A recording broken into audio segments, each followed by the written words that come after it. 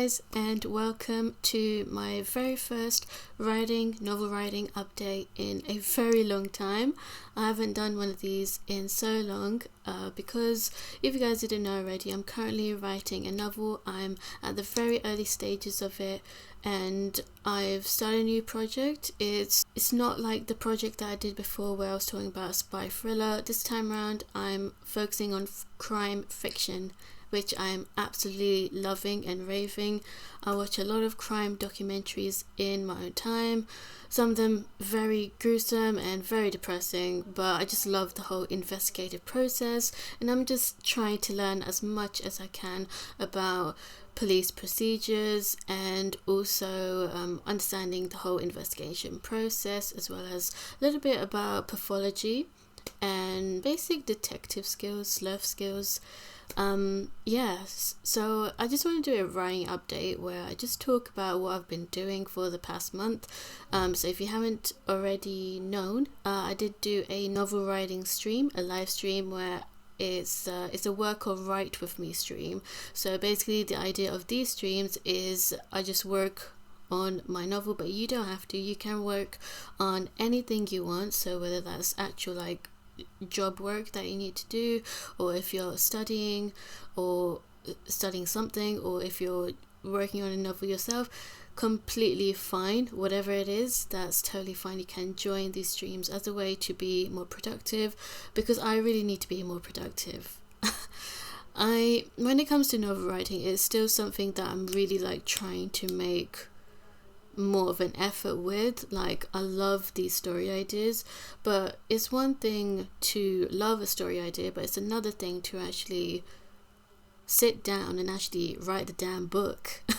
So I'm really trying to teach myself to be more productive and to be more motivated this time. Just want to make an update about my Patreon. I mean, I'll make a separate video on this anyway, if I haven't already, I don't know, but so I've created a new tier on my Patreon. It's a $1 tier. So this $1 tier is strictly for novel writing blog posts. Now, with these novel writing blog posts, I basically give you all of my advice and info, all the information I have about novel writing. Now, I haven't published a novel, so I don't claim to be an expert in anything, but I have studied literature in the past, comparative literature at one point, and I have studied English language and literature as an A level, and I also have always done written based subjects like sociology, media studies as well was a very writing heavy subject, and I've been teaching English for almost, believe it or not, 10 years. And when you do teach English, you start to learn a lot about literature, how books work. So that's just the $1 tier, but you get way more benefits with the other tiers. But yeah, I just wanted to throw that out there, that there will be a lot of information on Patreon regarding that. So if you really are interested in learning more about novel craft, especially if you're a beginner and don't really know where to start or what to do in how to write a novel, then you can check that out, and also the actual YouTube videos on here as well. On to the writing updates. So I've been doing a lot of brainstorming. Not a lot in terms of going after this stage, but yeah, it's been a very slow process. I'm very slow at coming up with ideas. I feel very easily uninspired. So what I've done is I've bought a whole bunch of things and I've printed out a whole bunch of worksheets as well to help me with this process. Now, what do I mean by brainstorming? Well, brainstorming comes in many different shapes and forms. So I've been keeping a writing journal or just an exercise book. Nothing fancy or anything. It's just a lilac exercise book which has lots of lined pages.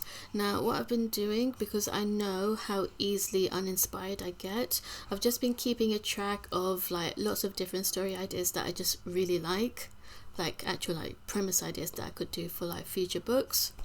I've already thought of an idea for what to write as a horror novel based on a past experience I had, which in my opinion was the scariest day of my life, which I hope to one day turn into a novel. But anyway, that's for very much in the far future thought.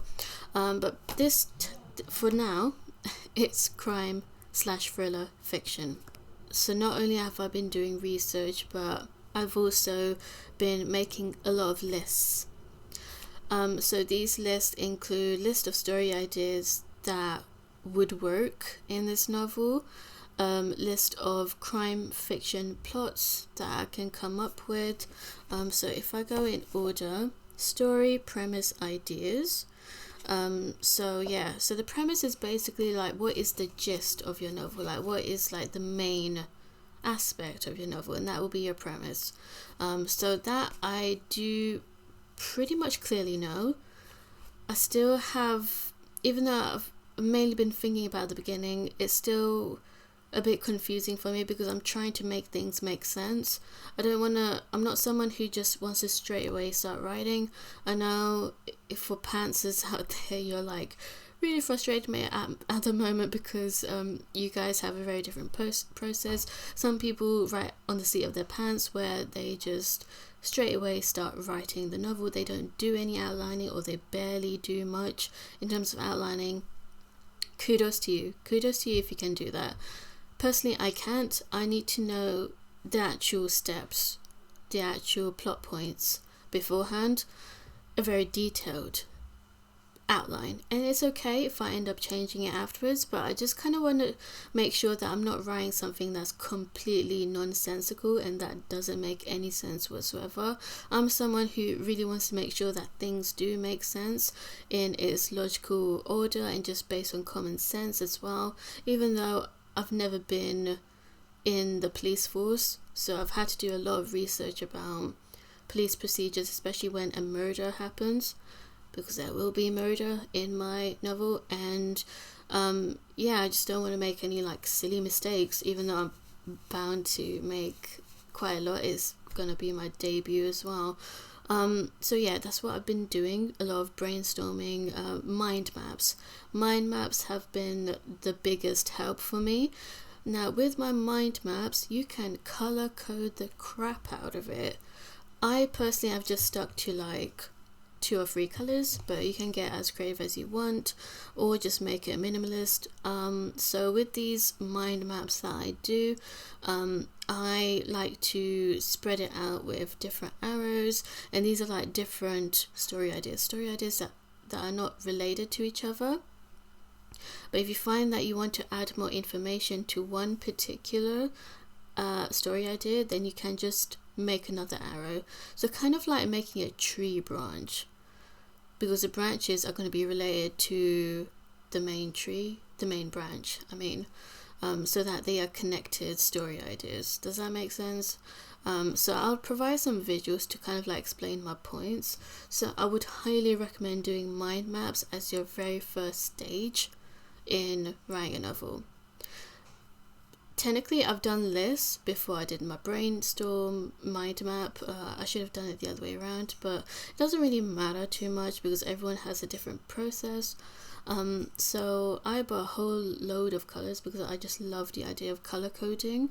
That's not to everyone's taste, to each their own. Some people just want to write with black pen, and that's totally fine. I've used my mechanical pencil a lot because I just feel as if I don't want to cross things out in case I write like a really bad idea. So that's what I've been doing. Now back to the actual brainstorm. So I've also been watching news stories and documentaries, so you might want to make notes about the documentaries and news stories that you watch. This doesn't just have to be about crime. This can be about anything. Like even if you're writing a romance, you might want to watch a documentary on like dating experiences or something to kind of get ideas. So that might be something to look into. When people think about, where do you get your inspiration from? Read. But not only read widely, read expansively, but also read non-fiction, because the non-fiction will give you the information you need to really think about the psychology of characters, the psychology of people, and understand how relationships work between a mother and daughter or father and son. As I've said, I've been watching a lot of crime documentaries, and now I'm starting to read more crime fiction. I have in the past, but I've just been very lazy about it. So the one at the moment that I'm reading is Memory Man by David Baldacci, and can't be bothered to go to the bookcase, but A Good Girl's Guide to Murder. I do have that one as well. So Memory Man, oh my gosh, I've just read the first 3 chapters last night. It had an amazing hook. I was so hooked to it. It was very tragic what happened in the opening scene, but it was just, I just had to turn the page. I wanted to know what happened, and I wanted to know more about the character. The character is fascinating. He literally remembers everything. So after he got into an accident in a football match, he ended up getting this super ability where he's able to remember every single detail that happens in his life in the past as well, and he ends up getting synesthesia as well, and these are actual like real life conditions. It's not made up. But I'll just read the blurb. He did not force the door open. He was in no hurry. When Amos Decker returned home to find the bodies of his wife and only daughter, he didn't think he could carry on living. Overwhelmed with grief, Decker saw his life fall apart, losing his job as a detective, his house, and his self-respect. But when his former partner visits to tell him that someone has confessed to the murder of his family, he knows he must seek justice for them. Then tragedy strikes at the local school. Teenagers are gunned down and the killer is at large. Following the serious brain injury Amos suffered as a professional footballer, he gained a remarkable gift, and the police believe that this unusual skill will assist in the hunt for the killer. Amos Decker must endure the memories he would rather forget, and when new evidence links the murders, he is left with only one option. That's a powerful blurb. Okay, so yeah, I recommend this and A Good Girl's Guide to Murder, especially if you enjoy crime fiction. If you don't, up to you what you want to do. So I'm just going to go over the other kinds of pages. I'll try not to spoil too much about what I've been basically doing research on. So it starts with story, premise, ideas, news stories, crime fiction plots, character ideas, antagonist ideas, so understanding what kind of characters I want to include in my novel. So here's the thing, you can research about character archetypes to kind of get an idea if your character is the hero type, the anti-hero type, the damsel in distress type, the femme fatale type, the mentor type. There's like different kinds of archetypes that each character is supposed to fit in. Antagonist ideas, to really understand my antagonist, that's very important, especially if you're writing like crime or horror. Setting ideas. So my novel is going to be taking place in Whitechapel. Now Whitechapel is notorious. It is known for the brutal murders that took place all the way back in the 1800s by Jack the Ripper. So I was just thinking to myself, okay, Whitechapel is known for its killings. So that would be perfect. And that would be perfect to use as my setting, and it's not too far from me either. So it's a little bit spooky. When it comes to settings, you can kind of make it your own character by trying to build a mood for it, and personality for it as well. So something to think about. Obviously, because there's a mystery element to this, I have to research about red herrings and clues, searching the bins, which is something that detectives can do to try to find things. And here's the thing, especially if you're not like well knowledgeable about the genre that you're writing in, I've had to like really research about the thriller and mystery conventions, genre conventions, to really understand what's actually featured in a thriller and what's actually featured in a mystery. The thing about thrillers is they have a lot of like fast-paced action and unexpected twists. There's often a ticking clock. So these are things I've had to learn. And I've also been taking masterclasses by David Baldacci, the author of Memory Man, and Dan Brown, the author of the Da Vinci Code. Those masterclasses I would highly recommend. It's a little bit expensive, but you do get access to other people, to other authors' masterclasses as well. Like Neil Gaiman has a writing masterclass on the masterclass website as well. I have not checked it out, but he's got one, as well as James Patterson. He's got a writing masterclass as well, which I have not gone around to, but you basically get access to all of those authors, so many authors and so many other kinds of people trying to teach you a skill in masterclass. So I do think it's good value for money anyway. Romance tropes, like with romance there's so many different tropes that people do, like enemies to lovers, for example, or friends to lovers, or lovers to enemies, etc. Subplot ideas, I still need to really think about my subplots, but yeah, themes, symbols and motifs is a good one to look into. So I've had to think about the themes that are in my novel. Revenge is a big one, for example. Fantasy and magical realism, I've not, so for a lot of these I've not really added detail, so please bear with me. Plot twists, I mean that's obvious. Police procedurals, in case I need to put some information about police procedurals. Plot point ideas / stakes, what kind of stakes are involved in the novel stream, what to do. So that was just me brainstorming what I need to actually do in my novel stream. Suspect ideas, so obviously if it's a murder mystery there are going to be suspects, so you need to know your suspects well. List of victims, because I need to know my victims well as well, and I barely know them. I barely know my suspects and my victims, so I still have a lot of work to do. I'm not someone who can like quickly come up with novel ideas and then straight away write a novel. This is really going to take some time, so please bear with me. I will try my best to be as productive as I can.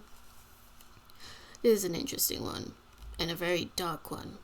Murder methods, but because obviously like if you're going to write about crime, especially to do with murder, you really need to know the different methods of how to commit murder. It's dark, I know, but it needs to be done really. Drinking cyanide / any poison, smothered by a pillow or object, hanged or choked to death, drowning / internal drowning, burnt at a stake, burning alive, buried alive, falling off a high-rise building, beheaded, electric chair, gun shooting / stabbings, multiple stab wounds, car crash, being crucified, arrow / crossbow shots, hammer / bat / mace attacks. And I'm sure there's many more, but that's just what I could think of. You guys can actually comment if there are any others. So during the novel stream I was making my characters' GMCs, goals, motivations and conflicts. So this is part of writing theory, to really understand your characters' goals in the novel and what their motivations are, but what stands in their way from achieving that goal. I've kind of changed my ideas since then. As character moodboards are actually really useful in understanding your characters more. It gives you inspiration, it gives you more of a visual of what your character looks like. I used Art Breeder to create the actual character's appearance. A lot of writers nowadays are actually using Art Breeder. Is so helpful. It is really helpful in using Art Breeder to really visualize what your character looks like, and also just doing mood boards. I've done it in PowerPoint, but a lot of people are doing it on Pinterest or Instagram. It's totally fine. So doing character mood boards is a good way to really understand your characters. So I've had to do a bit of a deep dive into my female main character's backstory, because I just had barely a clue what was going on, but I do have a bit more of an idea now about her backstory and upbringing. And then there are many different ways that you can start the novel, so don't just think about one specific way or one specific idea. you can actually make a list of different kinds of scenes to see which one would be best to start the novel at. I am thinking about writing a prologue just to give more detail about the very first murder that happens before the actual story starts, but I still need to think about the whole story at the beginning. I have thought of things, but it's just there are things that I feel like don't make sense, so I'm trying to make sense of it. I hope that makes sense. Yeah, so in your writing journal you can make a list of characters and their names if you want to, if you feel that's helpful, and then write a log line for your novel. Okay, so this is important. It's really important to understand your narrative question and your log line.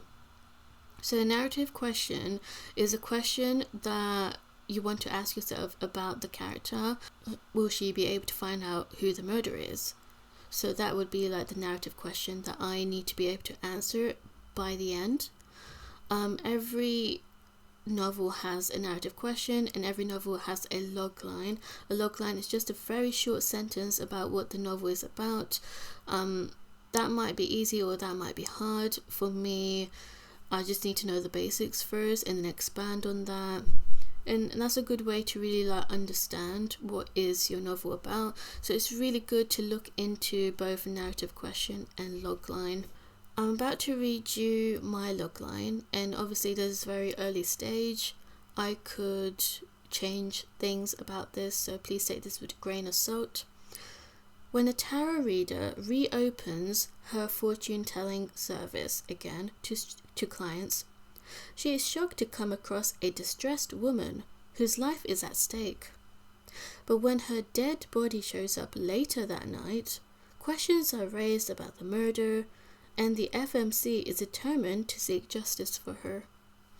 So that's just an example of a logline. It's not perfect by any means, but yeah, that's what I've been doing.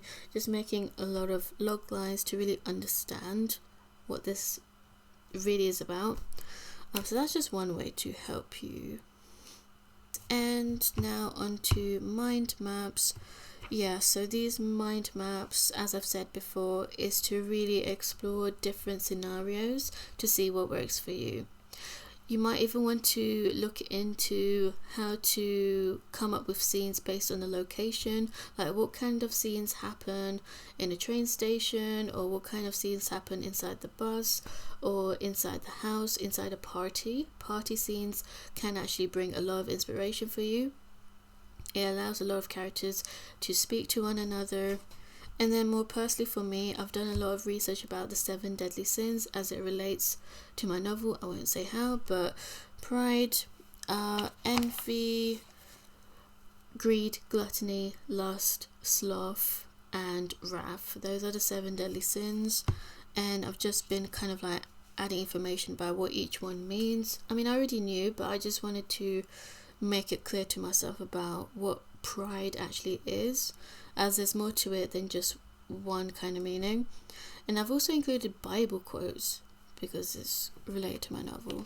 And then lastly, I've just been exploring ideas for the 7 deadly sins, what kind of scenes I can make, so a character could basically be based on a sin.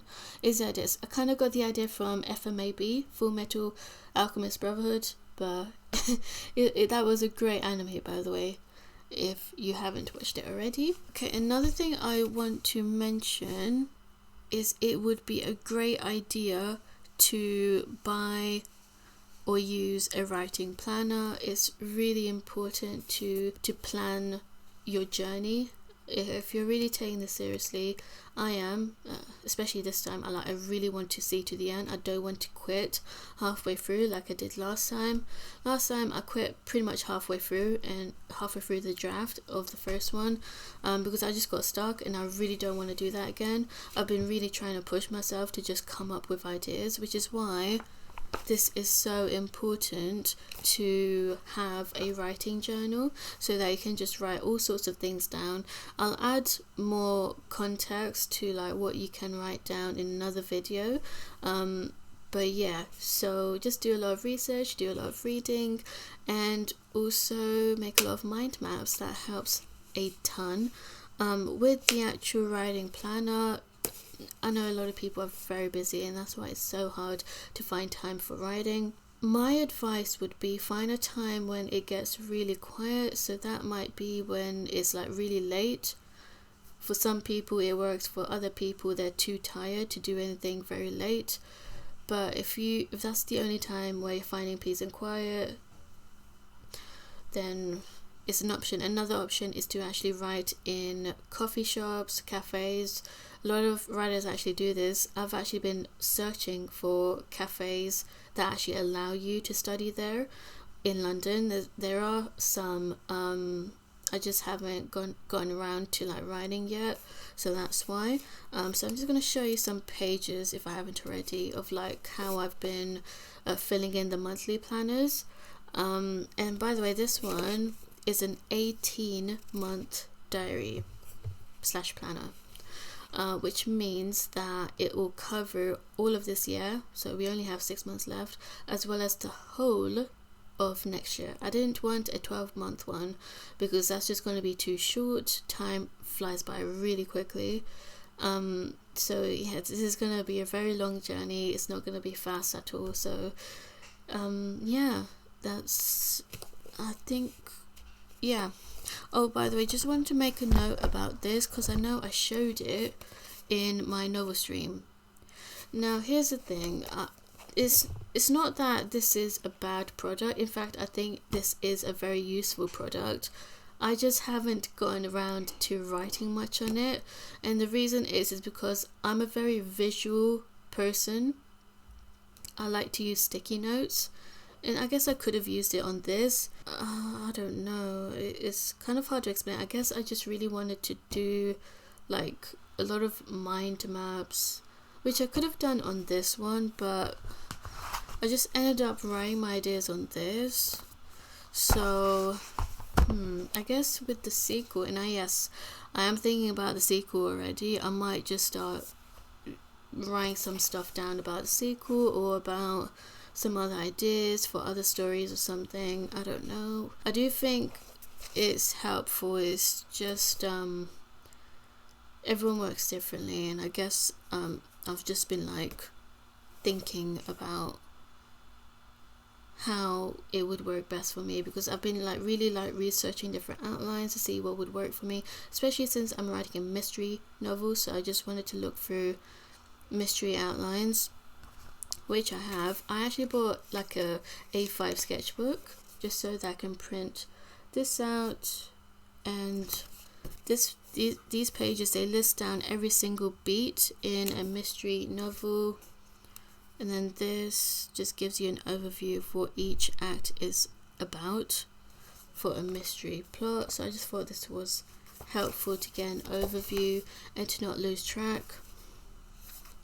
So I've basically bought this just to make my scene book, which I'll explain what that is. I'll actually show in a different video because I've barely started it. The idea is that I'm going to be outlining scene by scene, because it's quite daunting, at least for me, to write whole chapters and to think about how much goes into a chapter.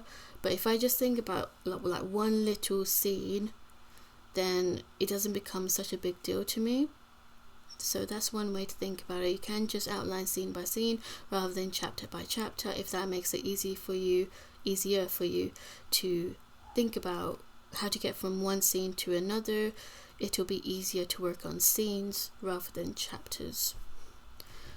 I think that's about it for an update, and I don't know when I'm gonna upload this, but I hope I upload it in like the right order or something. Yeah, I think I should have done like a novel writing stream before I post this, but yeah, that's it. Oh yeah, last thing, I just wanted to say what my actual goals are for now. So for this July and August, maybe even September, I don't know, I do want to finish outlining at least the first half, and then I'll start writing the prologue / first chapter.